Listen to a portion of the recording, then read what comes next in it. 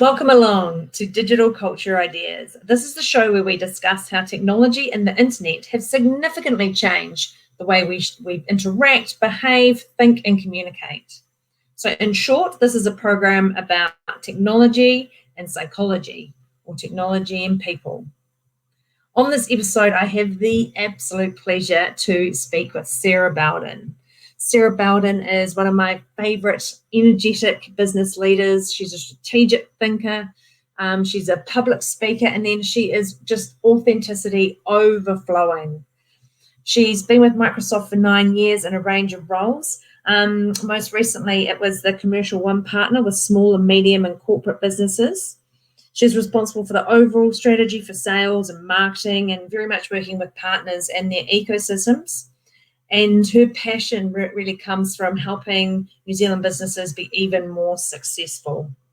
And that could be through leveraging technology to optimize their operations, creating new products and services, or driving change through marketing and business strategy. So she is got a commercial mind like you wouldn't believe. Another thing I love about Sarah is what you can see, how she really leads her team. She does this quite openly on the internet as well. Recently, you would have seen perhaps a lot of pictures of her dressing up in different costumes for Microsoft team meetings, and we get the chance to discuss that as well. And so now I'd like to welcome Sarah Bowden. Okay, welcome, Sarah Bowden. How are you? Yeah, good, thank you. Not too bad. I think it's Monday today. The days are kind of blending one into another, but yeah, it gets a bit quieter when the kids get on their homeschooling. So yeah, great start to a great week. Absolutely. And listen, I've just been through your background and history, but I see that just the other week you got a promotion to a really exciting new role as digital sales director within Microsoft's Australian business. Yes. So tell me a bit about how that came about and that decision for you to move to Australia. Yeah, great question. I think probably for about the past 2 years, I've been kind of thinking, is Australia an opportunity for us to, as a family, to move over? So just for some context, I've got 2 brothers that live in Australia. They live in Sydney. Yes. My husband has got an auntie and uncle in Tasmania and cousins scattered across Aussie. And the kids are getting a bit older, and I thought it's kind of now or never, with schooling. So took the opportunity to just have a look at different roles over there. I actually applied for a role 2 years ago and didn't get it. And then this role came up, and I thought, I'll put my hat in the ring and see what happens. And lo and behold, I've been successful, but super excited about it. I love New Zealand, and I always support the All Blacks. We've been here like 23 years, so it's really a key part of my childhood and my upbringing here, as an adulthood. And I just think this opportunity presents new opportunities for us to learn and grow, change the kids up a bit in terms of moving from a farm to perhaps moving to a city. And I think for me personally, just an opportunity to learn and grow a new environment, a new country, different customers, different businesses, different partners. So all in all, it could be quite a new and exciting opportunity for us. Absolutely, and just absolutely congratulations. And obviously, it's still within Microsoft, and so great that you can be with that company and grow into different roles and things like that as well. Yeah, exactly. And I think for me personally, it's getting back to what I started my career at Microsoft. So I was the corporate account manager 10 years ago, and that's how I came into this business. And it's kind of going back to that. So my role will be focused on the corporate business for Australia, and really working across about 600 accounts and about 11 different territories. So yeah, lots to learn. But I'm really excited to get back into the customer side of the business as well. Yeah, they're very lucky to have you. So good luck with that.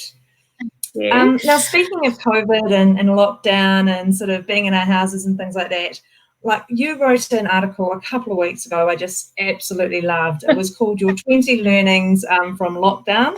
And there were just so many things in there. I was like, tick, yes, that's me. So,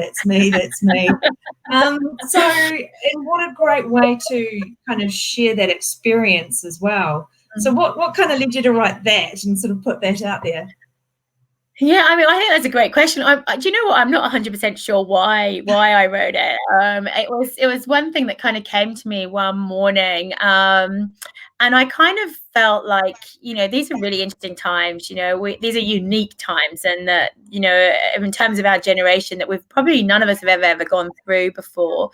And I kind of thought, like, we're all going through this together, and actually this is a good opportunity for us to, for me to encapsulate what I'm thinking and what's top of mind for me and what my experience has been. And then upon that, I had all of the photos. So as I mentioned, I've been dressing up in the level 4. And what's been really funny is everyone's going, can you share all those photos? And I thought, how can I just share them? I've been doing a weekly snapshot. And I thought, actually, I'm going to write an article and use the photos and see where I go from there. And if I look back on my childhood, where I've had challenging times or things that I've felt like I need to get off my chest, I do writing, and I've written diaries for years. And I think it's something that's quite cathartic just to kind of get it out there and just air those thoughts and see where they go. But I've had amazing positive feedback, so I think it's helped others, but it's encapsulated the time in the moment for me. Oh, absolutely.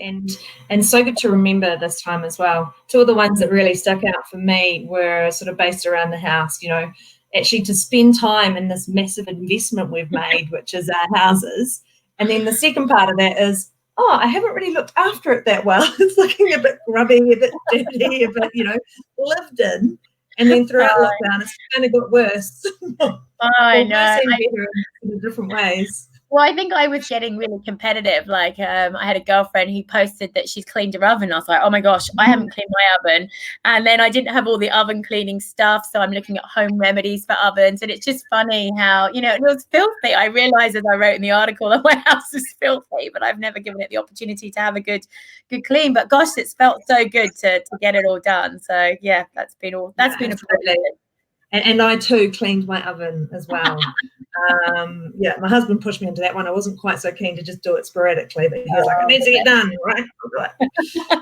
And then coming back to the collage of pictures of you in different costumes with your virtual meetings, how did that happen? And like, there was a weekly thing. What was it like on Monday morning or Friday? And what made you inspired to do that? Because what a great way to have some fun with the team. Yeah, I think it started off one morning, and I think Teams. I was in the insider preview, so you can download all of the view backgrounds, and you can actually upload backgrounds. And I thought, I'm going to make the most of this opportunity. So I think the first day I got all dolled up because I was like, I'm not going to work, and the children were like, come on, Mum, what are you doing today? And I was like, actually, no, I'm going to work. And I put all this like party gear on, and I had my dance earrings, and then I was thinking, I wonder if I could get like a disco diva background. And then it just started, and it dawned on me. And I had checked into my SLT meeting, and everyone was just laughing. And then I think the next day we all did dress up, and then they all finished, but I didn't. I carried on. So I think there were 23 days I did dress up, and literally every Sunday afternoon I would be there going, okay, what costumes, what have we got in the house to make all these costumes up? And it's actually surprising what you can make up. I think the most ingenious one was my husband's judo kit, which we hadn't seen life or day for probably 10 years. And it's in a bag in this wardrobe actually, and it's just like a little bit moldy and just stagnant, no one's used it for years. And I put that on and was going to be a judo player, and then it just looked rubbish. I went, oh, what can I do? I went, I know, I can be a mummy. So I raided the first aid cabinet, covered myself in bandages, found a mummy background, and that was probably the funniest one actually. But yeah, amazing what you find. And I think for me, it just kind of lifted people's spirits. It was a laugh. It was an icebreaker, and everyone then every day was just trying to get meetings with me so that they could see what I was wearing. So yeah, it was great fun. I'm sure it was that, but I'm sure it was also they probably wanted to feed off your kind of positivity and kind of upbeatness as well, because at a time when there's an environment of fear and there's a lot of uncertainty going on, that's really contagious. So, so well done. I think one of our early post back and forth on LinkedIn was because you had the disco theme, and I was like, how do I get this? Like, we're on Teams as well. Where is this? But it took another couple of weeks for sort of the rest of it, and then I was well into it. So that's great. Yeah, a lot of people had FOMO. Like, I had a lot of pings. How do I get the backgrounds? How can you make that happen? Who can I connect with at Microsoft to make that happen? And then just seeing everyone's ability. I think one I really liked was there was a whole partner who got dressed up every day, and one guy was in toga. I was like, I haven't done that. That was awesome. So yeah, great effort all around. It was phenomenal. Yeah, everyone's got a sheet. You're talking about a toga party, aren't you, with a sheet? So yeah, totally doable. Exactly. Nick from your neighbour's hedge and you're away. And in terms of what we've been going through with changing business models, the whole of organizations pretty much going remote. And, if they could, it's been kind of a really kind of push into the future in terms of what work could look like in the future. And I guess I've been thinking about it from a digital culture perspective.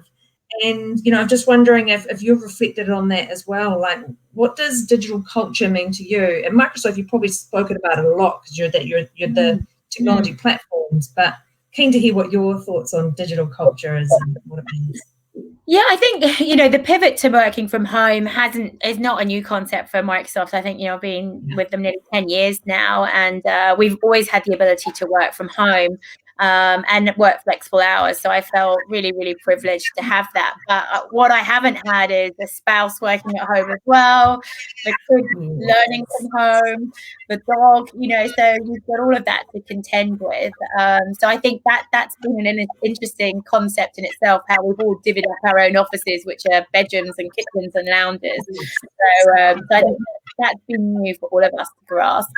I think for me, in terms of that digital culture, I think it's really about how do you enable our technology platform to really enhance who we are as human beings, because we haven't got that face-to-face element. So how do I read the body language that you're exhibiting? How can I listen intently and be comfortable with silences on over a call versus being in person?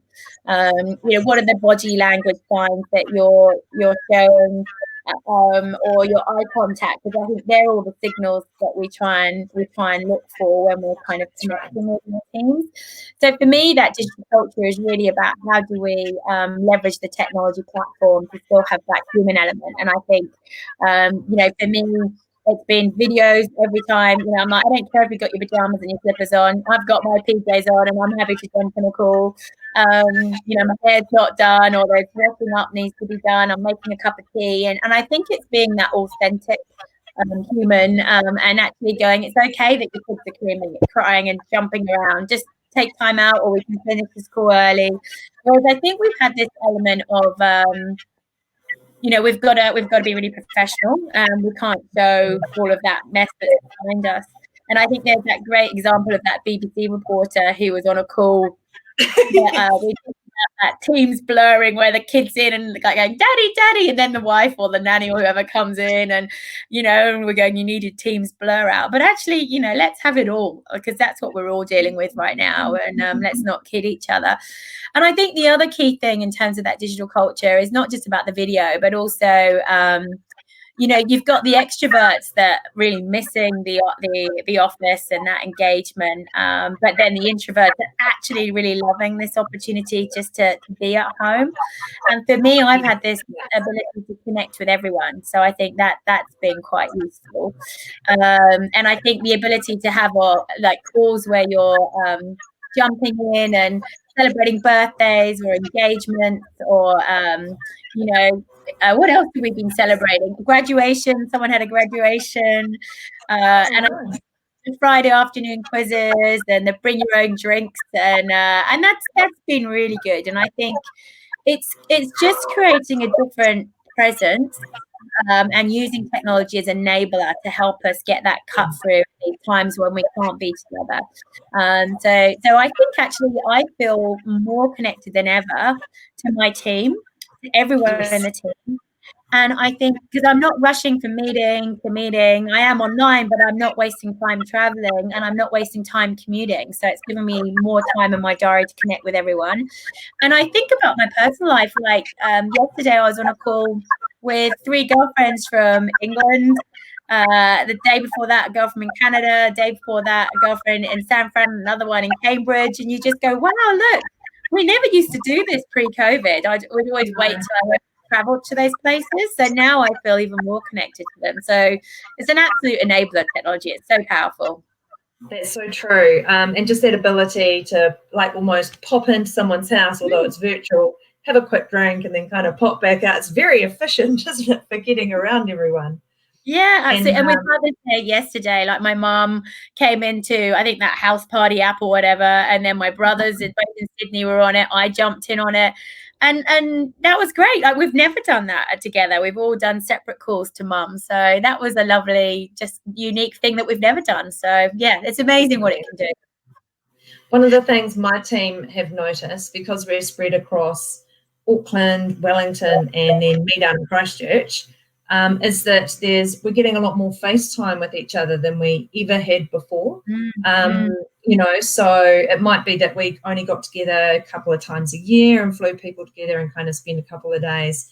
But with the kind of daily stand-ups and sort of afternoon catch-ups, we're just so available for each other. It's great. And it just enables more kind of learning from people's experiences. You can ask questions a lot more, or you can just have a chat and it's just bonding time. But it's just been really, really good for getting to know the team really, really intimately, which has been awesome.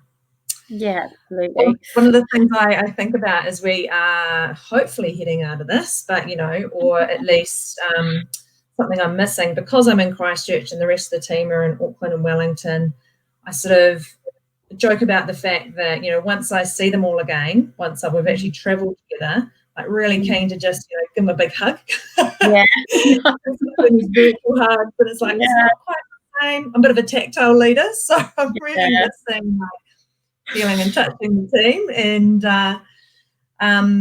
it just kind of, in terms of how we, deal with kind of mind health and mental health and that kind of human connection, like it's such a basic kind of human function, isn't it? And someone once said to me that actually that connection, that feeling of wanting connection is very much like hunger, like it lights up in the brain in the same way as hunger.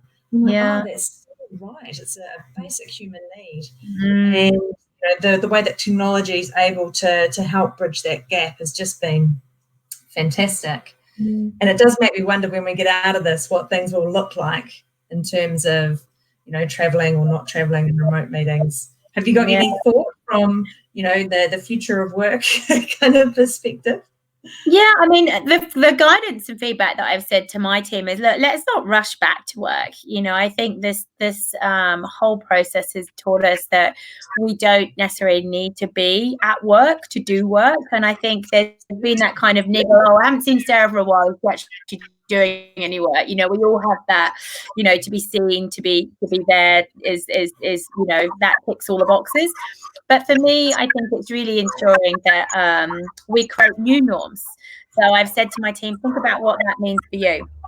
And so what I've said is, every morning I'm going for my dog walks every morning. That is my must do. I'm not going to let that go for love or money. That is my thing that I'm going to do every morning because it helps me reset myself and gives me a bit more kind of clarity of what I'm going to do for the day. Right? And I think, this traveling and rushing syndrome, I feel like I was rushing from one meeting to another and putting pressure on me and my family to get us out of the house so that I missed the traffic, so I got in early. And I'm actually thinking, well, why did we all do that? What caused and triggered us to do that? So I think that's created a new norm in itself. And I think, technology's there. And so I think there's no real rush right now. I think let's just see how we go. But I think everyone I've spoken to is kind of saying, no, I'm definitely going to work from home at least 2, if not 3 days a week. So I'm already seeing people wanting to kind of change the way in which they're approaching what their work time looks like. And I think in a world which is full of technology, there's time to be able to focus process what's happening around us, and not just jumping from one meeting to another, but creating that deep focus time so that we can recover, but also go deeper in our learning and our ability to get deep work done. I think that's a challenge that a lot of us have, because we just end up being superficial, jumping from one thing to another. And so that ability to go deeper and give us time to do that is super, super important, particularly in a technological changing world. Yes, yeah, absolutely. And I have noticed that just in my diary, actually, you're talking about those little chunks of time. During this period, my diary looks different to what it did look like before. I was probably one of those people who was in and out of meetings all day. I didn't need an assigned desk because, hey, I was never at it. Yes. And I don't know what I was doing kind of compared to now. Now I have a few key meetings, and then you're right, this kind of deep focus time. Because I used to look at the people analytics that Microsoft gives me around who I'm focusing, who I'm spending time with, and collaborating and things like that. And it has a lot more focus time now, which is really good. So. And I think also people are seeing they're more busier, because people are wanting to connect more, they're wanting to catch up, so the diary gets slammed, and I think that ability to prioritize and push back has become more and more evident now. Because, like you say, you kind of look at your diary and go, well, what am I going to achieve today, and why am I having a meeting with that person? It's like, or that team meeting, because I'm not going to add any value. And I feel like I've been a bit more bolder and braver to go, actually, I'm not going to be involved with that. I'm going to jump into this one instead. Whereas before, I think I didn't have that clarity to do that. So this has certainly given me a bit more time and breathing space to think about that, which is great. Yeah. It must have been interesting working for Microsoft during this time as one of the big platforms for collaboration, that everyone was like, oh my gosh, quick, we need to fully implement or roll out or do our teams and train our staff. But as an organization, you yourself were also going through everything else that everyone else was going through, plus trying to serve everyone during that time. What was their approach to some of the chaos and things that was going on as people were like, help Microsoft? Yeah, I tell you what, that first 2 weeks, but actually there's 2 days where we went in from a level 2 to level 4, and a level 3 was just nuts. I think the team were just swamped because what was really surprising was a lot of businesses didn't have a solid BCP plan. It kind of looked at if there was an earthquake or if there was a tsunami, but not if there was a pandemic. So I think that took a lot of businesses in New Zealand by surprise. And then what blew me away was just this inability from a lot of businesses not to enable their people to work from home. Like they just did not have that capability. And so honestly, some customers went from a pilot of having 10 users in their business using Teams to then the next day having 3,000 people using Teams. And so we saw a massive, massive spike in uptake of the Teams platform. And I think, our partners as well as our customers were all embracing it. So what was interesting, some of the partners were actually doing what the customers were doing. So they hadn't actually eaten their own dog food. They were actually having to do it themselves as well. But some great stories of how people have just enabled stuff to happen. How my team, how our partners have really rallied around and wrapped their arms around Kiwi businesses to help them be successful. So that's been phenomenal. And I think some of the other great stories are, some of the charities that haven't had access to technology and didn't realize that they'd got access to licenses. Small businesses, we offered free Teams and the Office 365 SKUs to help businesses take that up, and it's been great. Customers are jumping on board, and I think it's really, really setting in their mind, over the time where it's been quieter and some haven't been able to operate, is actually, rather than about working in the business, how do they think about the business and think about what their business is today and what it needs to do in the future to be successful. So that's been really, really interesting. And I think a lot of businesses are using this time to restructure their teams, in a way of how do they not only save costs, but actually how do they use those savings to invest in the business for digital transformation and create new products and services to help keep their customers. So yeah, it's been interesting times. Obviously, more industries have been hit by others. But what I've seen is just it's amazing. It's so humbling and very exciting to see how customers have embraced technology to enable them to work, and it's working. So it's great. And full credit to your company as well, because they have put out a whole pile of resources for people around this. I mean, there was the free teams piece as well, but also you had the COVID Business Resource Centre on LinkedIn. Like, I don't know when you built that, but that suddenly got pushed out with a whole heap of amazing guides and resources in there from, teams kind of quick start guides for to pick up teams really quickly, versus even one that I really quite liked was a resource around, working from home with your family and the great resources they had there with a big list of references and even, letting people know about Netflix documentaries that might be quite good for children to watch during that period. So that kind of all magically appeared. It's been amazing. And like things like Minecraft and how do you continue the learning with Tireo, we've been helping, and the teams have been doing an amazing job with all the schools, the universities, to enable this remote learning as well. And honestly, there's just so many cases of phenomenal activities. And you hear customers emailing us and sharing with us what they've achieved, and you're like, wow, and I think there's that joke going around, who's the biggest digital transformation agent in your business? Is it the CEO, CFO? No, it's COVID-19. And I joke about that, but I know it's obviously very serious, and a lot of businesses have been impacted in New Zealand. But I think what's been really humbling is the approach in which Kiwis have just embraced this challenge that everyone is facing and gone, okay, we're all in this together.